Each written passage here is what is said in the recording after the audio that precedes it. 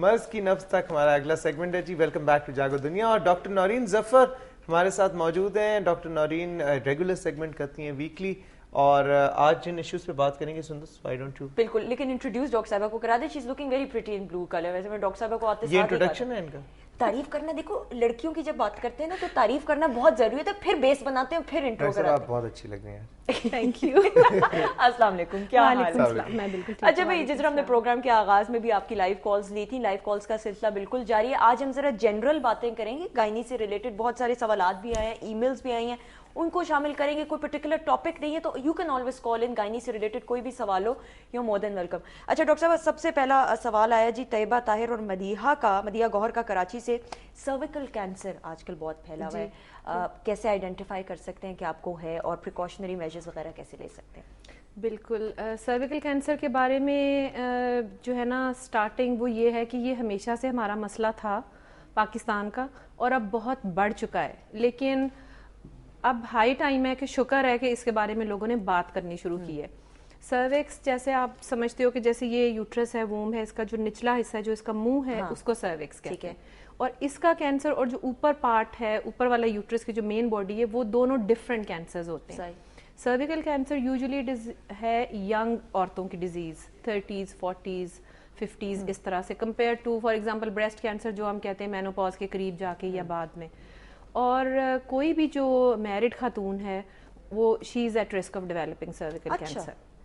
تو اس میں سب سے امپورٹنٹ دو باتیں ہیں. ایک تو یہ کہ پوری دنیا میں سروائکل کینسر کا جو شرح ہے یا انسیڈنٹس جس کو آپ کہتے ہو, وہ پچھلے 2-3 دہائیوں میں بہت کم ہو گیا ہے, اس لیے کہ وہاں پہ اس کی ریگولر اسکریننگ ہوتی ہے. اس کا ایک ٹیسٹ موجود ہے پیپس میں, اور اس کو کہتے ہیں, جو آپ کی گائنوکالوجسٹ یا آپ کے گائنوکالوجسٹ آپ کے ہاسپٹل کے وزٹ کے دوران کلینک میں کرتے ہیں.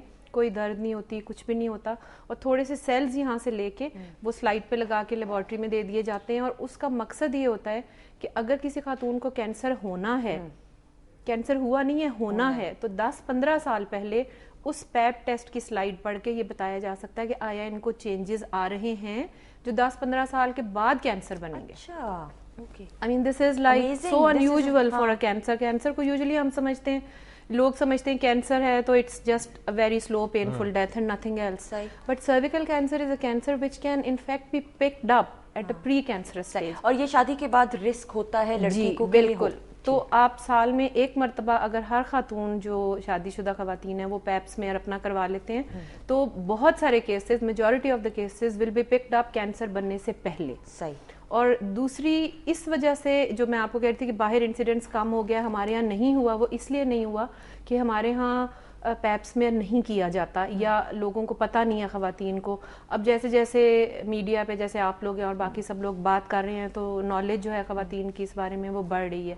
دوسرا سب سے امپورٹنٹ بریک تھرو جو سرویکل کینسر کے لیے ہے وہ یہ ہے کہ جیسے بچوں کو انجیکشن لگائے جاتے ہیں, ویکسینیٹ کیا جاتا ہے, اسی طرح پچھلے 4-5 سال سے دنیا میں ویکسینیشن اویلیبل ہے, جو اب پاکستان میں بھی اویلیبل ہے, جو کہ پریونٹ کر سکتی ہے those pre cancerous changes from starting. Okay. اچھا, ایک بڑا انٹرسٹنگ سوال ہنا لیاقت نے سیالکوٹ سے کیا. ایم شیور یہ بہت ساری خواتین اس کا جواب جاننا چاہ رہی ہوں گی کہ جی منتھلی سائیکل کے دوران کہا جاتا ہے, بزرگ بھی کہتی ہیں خواتین, ہماری نانی دادیاں, کہ اس کے دوران جی کھانے پینے کی احتیاط کرنی چاہیے, ٹھنڈی چیزوں سے پرہیز کرنا چاہیے, آئس کریم ہو گئی یا فزی ڈرنکس ہوگی. ڈاکٹر صاحب از اٹ ٹرو, مطلب اس طرح کا پرہیز کرنا چاہیے؟ اب دیکھیے ہماری جتنی بھی ریسرچ آتی ہے نا, آپ اس کو اچھا سمجھ لیں یا برا سمجھ لیں, وہ آتی ہے ویسٹ سے, یورپ سے یا امریکہ سے, جہاں پہ ویدر کی ایکسٹریمز ہوتی ہیں, اور سردیوں میں بھی لوگ آئس کریم کھا رہے ہوتے ہیں, اور کوئی ویدر کا وہاں ایسے کانسیپٹ نہیں. جو ہمارے یہاں ٹھنڈے اور گرم کا کانسیپٹ ہے وہ میرا خیال ہے صرف اس لیے ویلڈ ہے کہ آپ کو کبھی بھی درد ہو,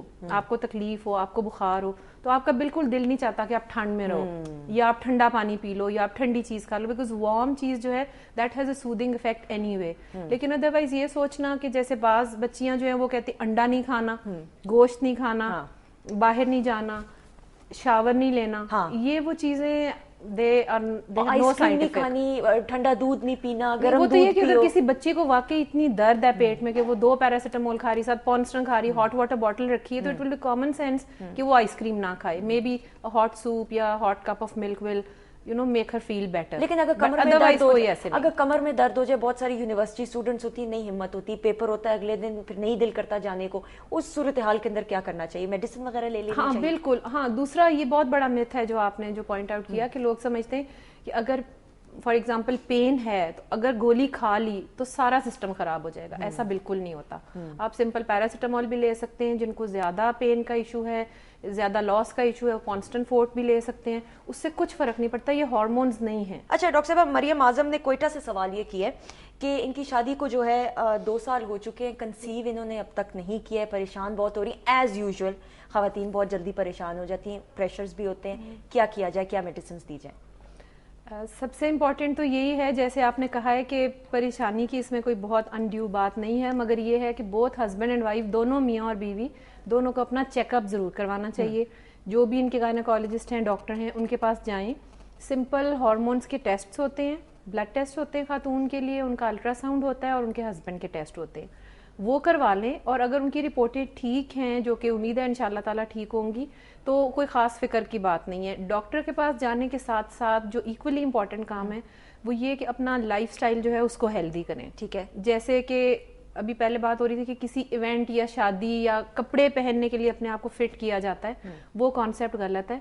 इन दोनों मियाँ बीवी को एक्सरसाइज डेली करनी चाहिए. अगर किसी का वेट ज्यादा है उसको पॉजिटिवली काम करने की कोशिश करनी चाहिए. जो खातून है वो फोलिक एसिड जरूर लें. फोलिक एसिड रोजाना डेली बेसिस जी, रोजाना एक लें. सिंपल सी बहुत सस्ती टैबलेट अवेलेबल है. उसको लेने का फायदा ये होता है कि जो मिस कैरेजेस होती हैं वो उनमें से आप समझ लें कि 90% जो है वो प्रेगनेंसी या कंसेप्टस के ब्रेन एबनॉर्मेलिटी की वजह से होती है, वो उस गोली से रुक जाता है. अच्छा, मिस कैरेजेस के हवाले से पहले बात हो रही थी. अगर खुदा ना खास्ता किसी खातून के 2-3 मिस कैरेजेस हो जाएं, पहली दफा she wants to conceive and have a baby, तो फिर कितने चांसेस होते हैं? क्योंकि अक्सर डॉक्टर्स ये कहते हैं कि अब ये कंसीव नहीं कर पाएंगी, 3-4 दफा मिस कैरेजेस हो रहे हैं, तो पता नहीं बच्चा होगा कि नहीं. उस हवाले से डॉक्टर साहब बताइए. नहीं, उसमें मेरा ख्याल है सबसे इम्पोर्टेंट रोल जो डॉक्टर का है वो शफा तो आई ऑनेस्टली बिलीव कि वो अल्लाह मियाँ ने देनी होती है. तो डॉक्टर का सबसे इंपॉर्टेंट रोल ये है कि आप मरीज को कम से कम तसल्ली जरूर दें. वो पहले ही परेशान होकर आपके पास आए हैं, आप मजीद अगर उनको यानी झूठ ना बोलें लेकिन बहुत ज्यादा नेगेटिव पिक्चर भी पेंट ना करें. सबसे इम्पोर्टेंट मसला ये है कि जैसे अगर 2 या 3 मिसकैरेजेस हुई हैं, 3 जब हो जाती हैं तो उसको रिकरेंट मिसकैरेज करते हैं. उसके बाद वाकई रिस्क थोड़ा सा ये होता है कि अगली प्रेगनेंसी में मिसकैरेज का रिस्क बढ़ जाता है. वैसे वजूहात क्या होती हैं डॉक्टर साहब? वजूहात बहुत सारी यूजुअली क्या आपके सामने तो पेशेंट्स आते हैं कि कॉमन क्या होती हैं? उसमें सबसे इम्पोर्टेंट चीज जो एज अ डॉक्टर हम सब मानते हैं वो ये है कि अक्सर औकात हमें कॉज एग्जैक्टली आइडेंटिफाई नहीं होता कि मिसकैरेज क्यों हुई. वजह उसकी ये है कि शुरू के ब्लड टेस्ट नहीं होते, हमें पहले नहीं पता होता उनका डायबिटीज था कि नहीं था, थायराइड का मसला था कि नहीं था, उन्होंने फोलिक एसिड लिया कि नहीं लिया, कोई हार्मोन्स की गड़बड़ थी, इवन पॉलिसिस्टिक ओवरीज में भी मसला हो सकता है. इसी तरह जो माँ ब्लड प्रेशर का जिसको मसला है, गुर्दों का मसला है, वो कोई और दवाइयाँ ले रही है, डिप्रेशन की दवाइयाँ ले रही होती हैं बाज़ ख़वातीन, एपिलेप्सी की दवाइयाँ ले रही होती हैं. तो वो शुरू से लेके पूरी पेशेंट की हिस्ट्री, फिर वो किस तरह हुई, उसमें दर्द हुई, पहले ब्लीडिंग हुई, अल्ट्रासाउंड पे क्या फाइंडिंग्स थी, सिर्फ सैक बनी थी या बेबी भी फॉर्म हुआ था कि नहीं हुआ था, आया था तो हार्ट बीट आई थी कि नहीं आई थी, ये सारी चीज़ें जो है इन सबको सम अप करके आप कॉज होपफुली फाइंड कर सकते हैं. बाज़ वक़्त ये होता है कि माँ का खून गाढ़ा होता है आम से ज़्यादा, उसके टेस्ट होते हैं, वो कुछ महंगे भी होते हैं, वो करवाने पड़ते हैं, थ्रोम्बोफीलिया से रिलेटेड चीज़ें, और फिर जो वजह समझ आए वो फिर आप पेशेंट को बता सकते हैं. लेकिन इस चीज़ का सबको मतलब है कि डॉक्टरों को सबको इस चीज़ का इल्म और एहसास होता है कि अक्सर सारे टेस्ट करवाने के बावजूद वेस्ट में भी, इंग्लैंड में भी, अमेरिका में भी कॉज एग्जैक्ट आइडेंटिफाई हम नहीं कर सकते. तो उसमें सबसे इंपॉर्टेंट चीज़ ये है कि माँ हेल्दी हो, फादर हेल्दी हो, उनका लाइफस्टाइल हेल्दी हो. जैसे बाज़ लोग सिगरेट वगैरह पीते हैं, फोलिक एसिड नहीं लेते, एक्सरसाइज नहीं करते, अपनी दवाइयाँ हैं वो छोड़ दी या रेगुलरली ना ली, शुगर है तो इंसुलिन नहीं ले रहे, गोली ना ले रहे, वो सब चीज़ें जो है उनको मॉडिफाई करें और फिर शुरू से लेके चेकअप करें. सही. डॉक्टर साहब बहुत शुक्रिया. आज के सेगमेंट का वक्त खत्म हुआ था. चाह रहे इंशाल्लाह नेक्स्ट वीक में फिर आपसे मुलाकात होगी. ख़वातीन आज़ाद, ये थी डॉक्टर नौरीन. और अब हम छोटी सी ब्रेक लेंगे. ब्रेक के बाद अगले सेगमेंट में आपकी मुलाकात कराएंगे one of the leading directors of our Pakistan film industry, Syed Noor साहब हमारे साथ मौजूद होंगे. Stay tuned to जागो दुनिया.